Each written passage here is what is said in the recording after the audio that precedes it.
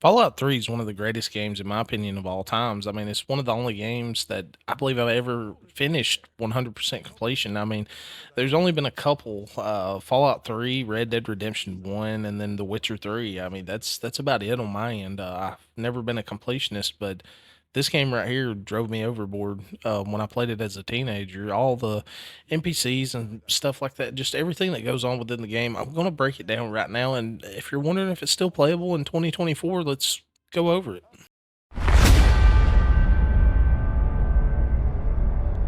So let's just go ahead and jump right into it. So Fallout 3, like I said, is probably one of my favorite games of all times. I mean, I absolutely loved it from meeting new people as far as the NPCs in the game and getting to know them and just from like just the moment you leave Vault 101, just looking out into the wasteland like, oh my goodness, what have I got myself into? You know, that type of feeling, the nostalgia that you don't get from many games anymore.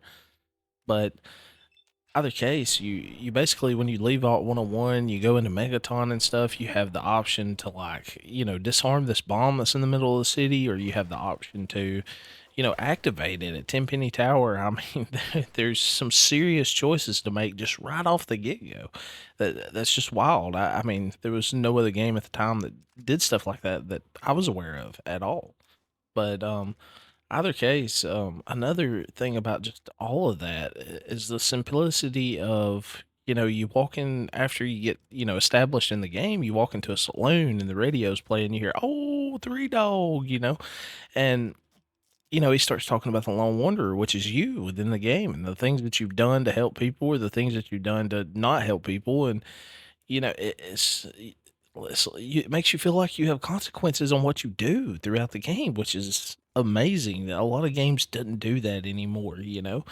But I have this huge emotional bias, I have to say, over Fallout 3, just simply because I mean, it was one of the only games that I ever 100% completed. I mean, I spent so much time in this game, so much time in this game.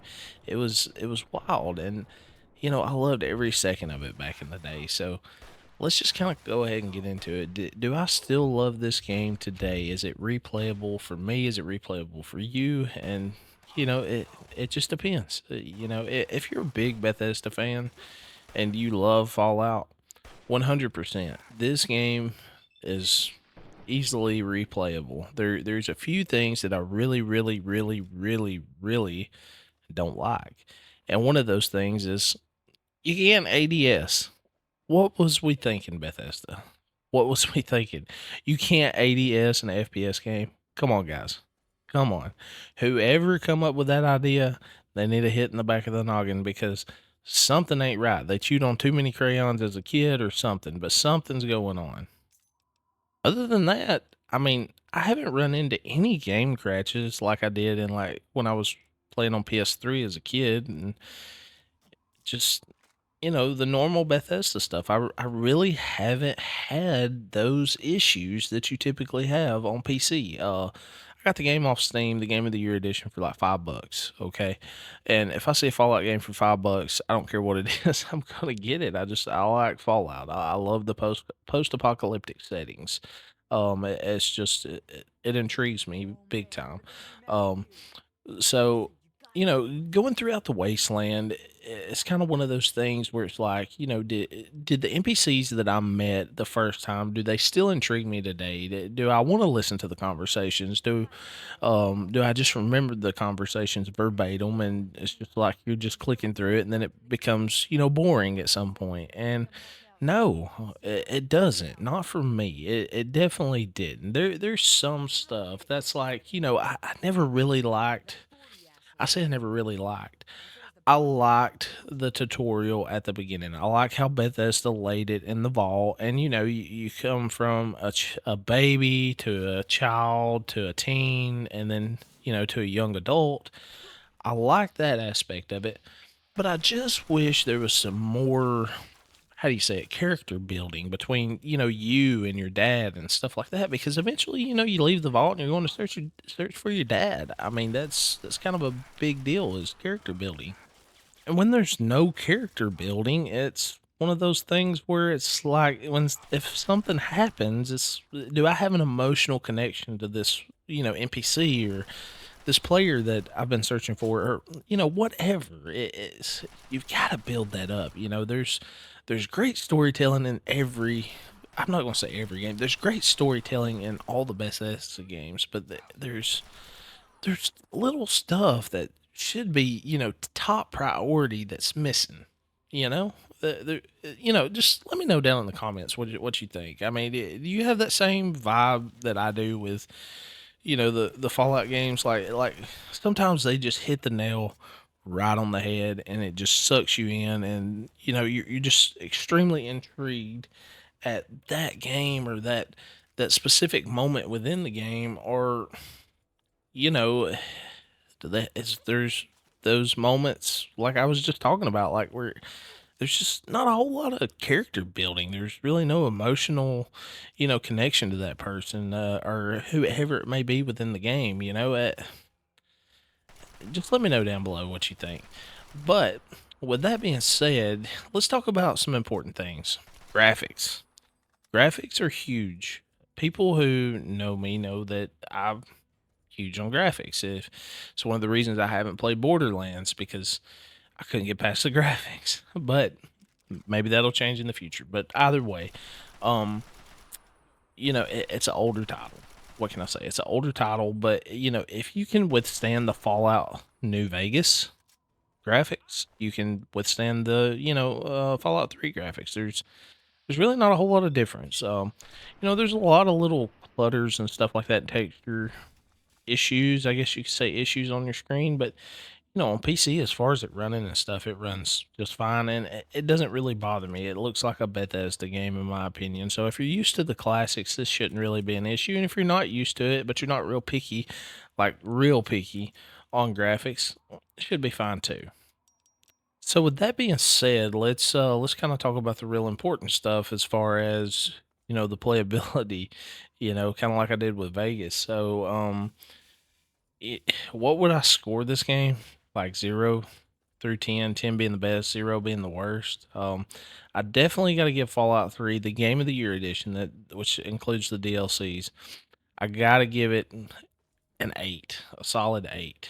And I kind of want to break down why I only give it an 8. The weapon gameplay, obviously, that's a huge deal. Not being able to ADS and stuff like that, that's a really, really big deal. But there's some stuff within the main story where it's like I said, there's not a whole lot of emotional connection to a lot of the individuals that you meet within the main story. Madison Lee's one of them. Your dad's another, and the scientists and stuff like that. You end up building a better connection with Sarah Lyons of the Brotherhood of Steel than you do your dad or Madison Lee. These people that one of them you didn't really know your entire life, but one of them that was there from the beginning, basically. And I mean, there's just a lot to it. But if you play it, you'll see what I'm talking about. It doesn't take away from the game itself, but it's kind of like it's kind of a downer. It's like you could have spent a little bit less time on like a DLC, and then added some of the stuff in, to kind of help with the story part or story aspect of the game. That would have been great. Well, that being said, I mean, let's talk about the DLCs, because if you're buying the Game of the Year edition, you're obviously buying it for the DLC. So one's Broken Steel, which is a great addition. The way that Fallout 3 main story ends, it's kind of a Debbie Downer without Broken Steel, because the game just ends, kind of like Fallout New Vegas. But either way, Broken Steel brings you in, to some stuff that I don't want to ruin anything. That's the sad part. But either way, you survive what happens at the very end, and it leads you into this another story that you're basically helping the Brotherhood take on the Enclave. I'm just going to leave it at that, and it is a lot of fun. And then you got Operation Anchorage, which was really, really cool. It's kind of like a simulation to what happened during basically the Third World War that caused the post-apocalyptic setting that you're basically in now.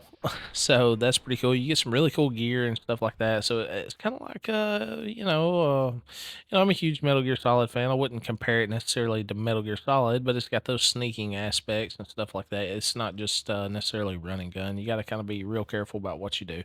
But you get some really cool stuff at the end. Then you've got Far Harbor or Point Lookout. I'm sorry, Point Lookout.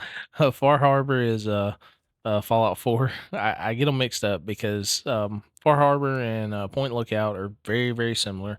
Um, and just I don't want to say they're similar within stories because they're not. The stories are different. Um, but just the setting is very very similar. You're out on this, I don't know what you call it, this island in the middle of nowhere, and this weird stuff's going on. You got to figure this stuff out, and yada yada yada. But it's a really really cool aspect that's brought to Fallout 3. And then you've got the pit, which I really enjoyed. The pit. It's a really really intense world. It's based in Pittsburgh, obviously. It's the reason why they call it the pit. But there's slavers and stuff that's enslaved these people, and you get the chance to like release the slaves or keep them enslaved, whatever you decide to do as a player. But either way, it just gives you this abundance of choices within these, extra content that you get. So that's a really, really cool aspect of it. It's just really hard to get over the weapon gameplay. Is the only thing that really shuts this game down for me personally. Now, one of the biggest things that we definitely got to talk about is price because this is a super old game. And I hate saying that because it makes me feel really old, but it is. It's an older game. Um, Price point, giving it an 8 out of 10. And then, but understanding that there is so much to do in the game, which is a big plus. That really comes into play with any game that I decide to buy is how much am I getting for my buck? I don't want a 3 hour main story, Call of Duty, um, for $70. Um, and sorry about that. I don't know what happened there. But anyways, I don't want a 3 hour story for $70. I want a, full blown, at least give me 20, 30 hours, of something, especially in a single player. I understand, multiplayer FPS games that's based kind of in that COD genre. Uh, it would probably be extremely hard to get 30, 40 hours out of it. I guess. I don't know. But either way, you know, I would say anywhere I wouldn't pay no more than $20 for the game. I would set it at $20 and call it a day. But if you're wanting something to experience that's new or go back and replay it, this is definitely it. It's an older game, but if you have never played it, it's something to really go back and play. It really sucks you in. You learn a lot of new stuff, and I mean it's just really cool. The Fallout universe is really cool. And getting to know all the NPCs, whether you're in Fallout 3 or New Vegas or 4 and all that stuff, it's a big plus, so just keep that in mind. But guys, if you like this kind of content, make sure to like, follow, and subscribe for more content like this because I'm always posting stuff on video games. With that being said, I really appreciate it, guys, and I'll see you next time.